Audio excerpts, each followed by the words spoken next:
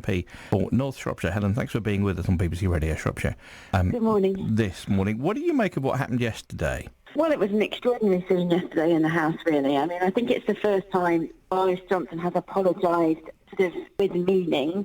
He's apologised, obviously, on several separate occasions. But I think the real issue for me is that he has lied to the House of Commons, and I'm afraid I don't buy this argument that he didn't know it was against the rules, because he set the rules and he went on TV to tell us all what the rules were.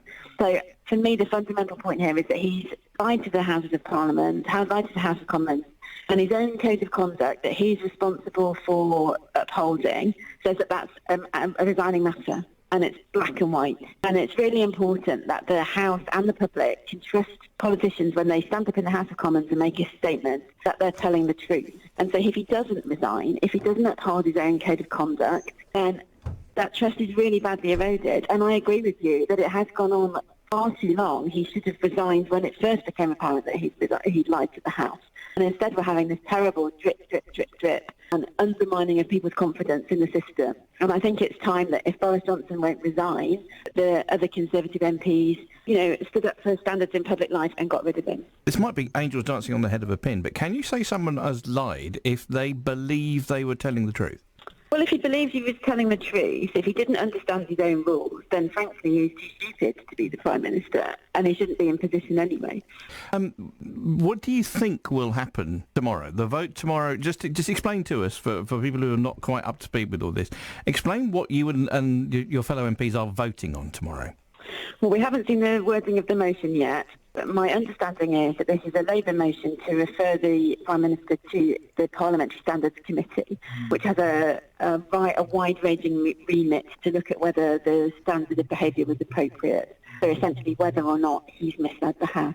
That would be so that could lead to another weeks or months of inquiry? Well, my understanding is that we would have a vote on it. Now, we need to be clear that it's unlikely that vote will pass, because the Conservative MPs are going to be whipped to support him. So not going to be free to express an opinion on whether he is suitable, whether he should be referred to that commission, because they will risk losing the whip if they vote against him. So it's not a free vote tomorrow, my understanding. If it does pass, then that commission can access the Sue Gray report, some of the documentation and photographs that were made available to her, and consider the issue more fully. It does make it drag out. The right thing would have been for him to resign, but ultimately we need to restore this trust in public life and this idea that politicians can't just lie with impunity. It's not okay. If the vote goes the way you think it will, even if you disagree with that, is that then an end to the matter? Well, it's an interesting point, isn't it? I mean, we strongly suspect that there are going to be numerous more fines. The incident that he has been fined for was largely considered to be the least offensive of all the incidents.